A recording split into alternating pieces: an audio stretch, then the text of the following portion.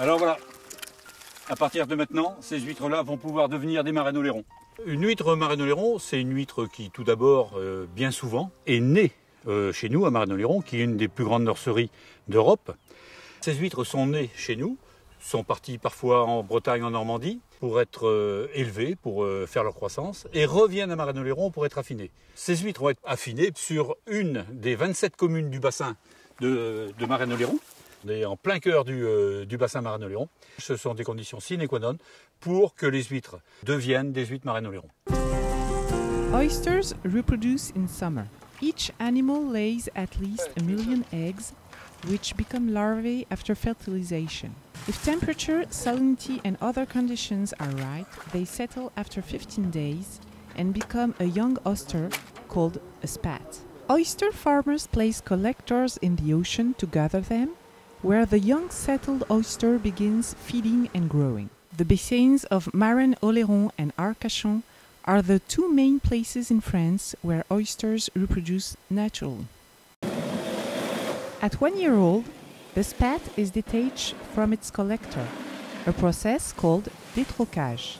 Une fois qu'on a décollé les huîtres du support où elles se sont fixées, elles sont ce qu'on appelle criblées, calibrées par catégorie. Donc là, voilà, on peut constater qu'on a du gros naissin, les deux catégories de moyens et le tout petit naissin.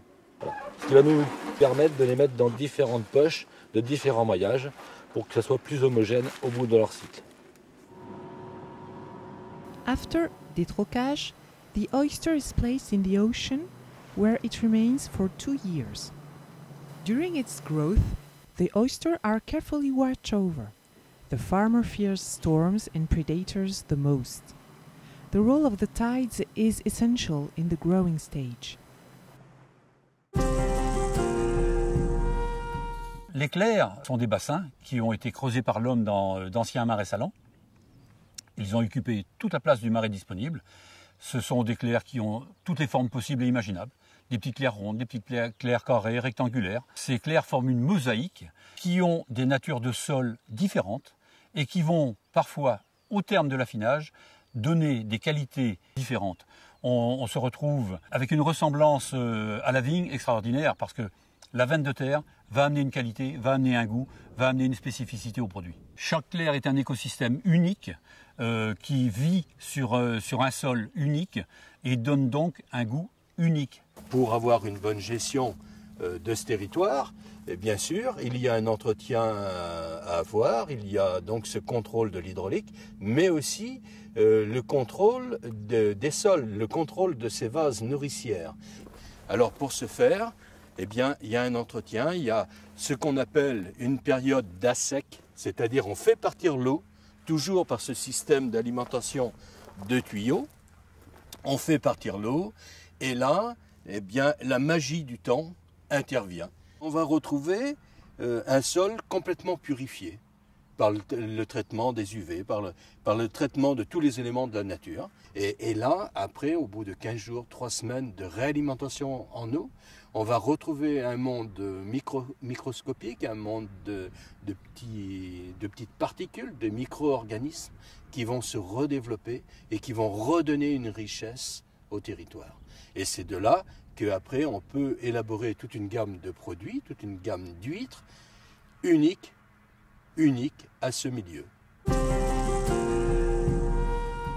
Alors l'affinage sert bien sûr à gommer ces flaveurs trop intenses qui viennent du large, mais aussi à améliorer les qualités de coquille des huîtres. Au terme de cette cure en clair, la coquille retrouve ses qualités de verrouillage. L'eau à l'intérieur du coquillage est maintenue en permanence, ce qui fait qu'à l'exondation, sur un étal de poissonnier, l'huître Marraine-Oléron tiendra beaucoup plus longtemps qu'un produit qui vient directement de mer. Un autre avantage de l'affinage, c'est que l'eau dans les clairs est soumise à l'action des ultraviolets. Les clairs sont des petits bassins qui ont une profondeur d'eau très faible.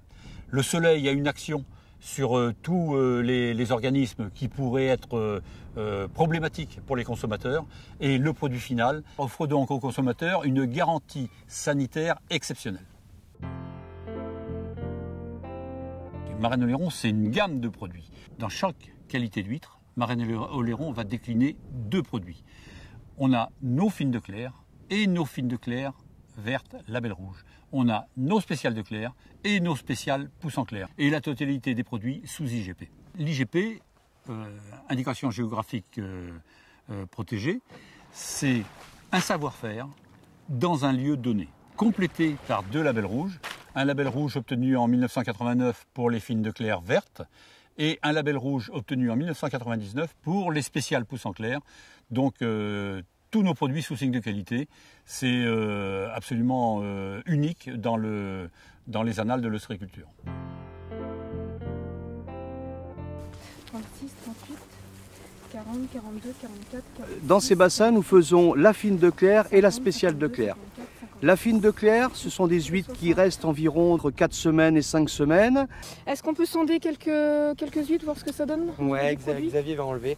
La fine de Clère est une huître qui est mangée par la plus grande partie des consommateurs. C'est une huître qui n'a pas beaucoup de chair, qui est fine, douce. Donc la fine de Clère est une huître assez claire au niveau de la chair, pas trop blanche. C'est une huître qui va être un petit peu salée. Ces huîtres vont être dégustées plus par des personnes qui n'aiment pas trop les huîtres trop charnues et avoir quelque chose de trop consistant en bouche.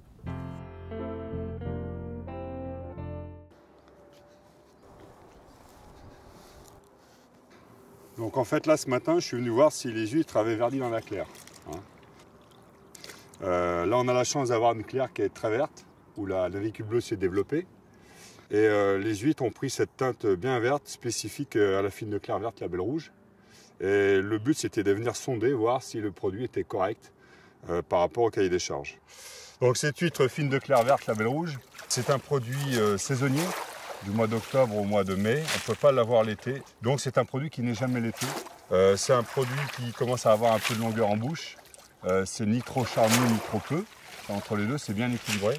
C'est un produit qui est souvent apprécié par la gente féminine parce que la couleur verte et le produit un peu équilibré comme ça leur convient bien. Voilà. C'est un produit qui est moins iodé et moins salé qu'une huître de pleine mer.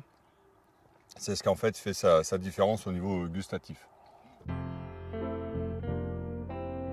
Et puis après, vous avez les consommateurs qui sont vraiment les grands connaisseurs. C'est un petit peu le caviar, c'est un peu le foie gras, c'est l'huître qui est un peu plus charnue et vraiment d'une grande qualité. C'est donc la spéciale de Clère. Par contre, la différence avec la spéciale de Clère, c'est que c'est une huître qui va être beaucoup plus charnue, avec une chair bien blanche, qui va avoir un petit croquant en bouche, avec un goût très, très doux par rapport à la fine de Clère.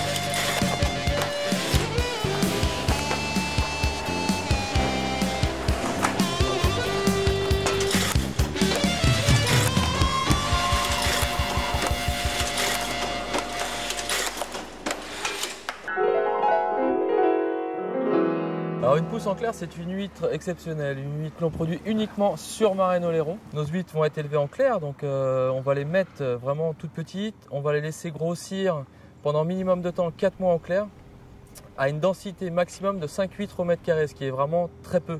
Vous allez pouvoir trouver ces huîtres d'octobre à avril. Elles ne seront jamais en lait, ça c'est un impératif. La pousse en clair doit être en chair, mais pas du tout en lait.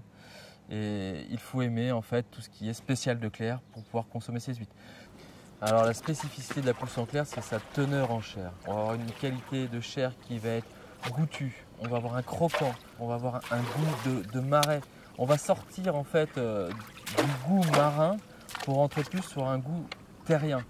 Alors elle va avoir ce goût terrien tout simplement du fait que dans nos clairs ostréicoles, il y a une petite algue unicellulaire, donc du phytoplancton, qui va se développer à l'intérieur, qui va la nourrir, qui est complètement différent de celui qui va se trouver en mer.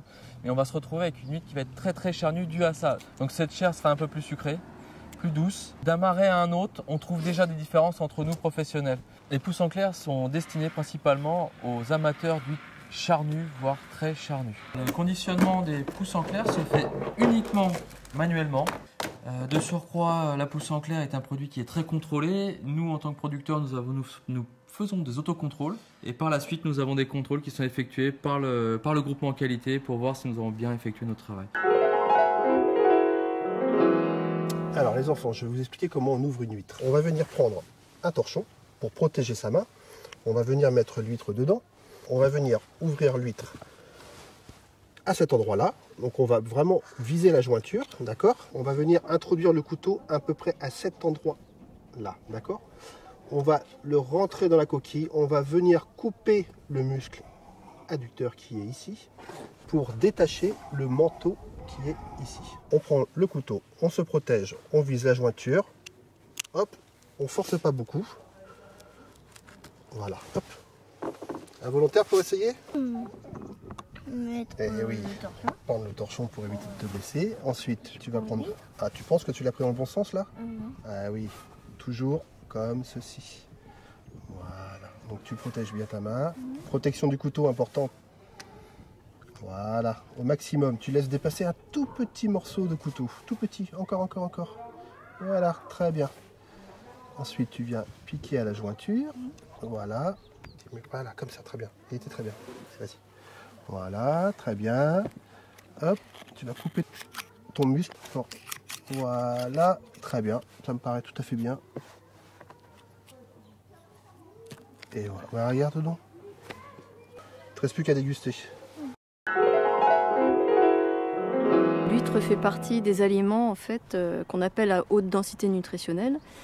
Donc, c'est-à-dire qu'elle apporte beaucoup de minéraux, d'oligo-éléments et de vitamines, et sous un faible apport calorique en fait. Donc en résumé, on peut dire que l'huître nous permet de renforcer nos défenses immunitaires, grâce aux antioxydants donc de bien vieillir, grâce au zinc d'avoir une belle peau, des beaux cheveux, d'avoir une qualité au niveau des globules rouges, et également de participer à un bon squelette. Abuser des huîtres.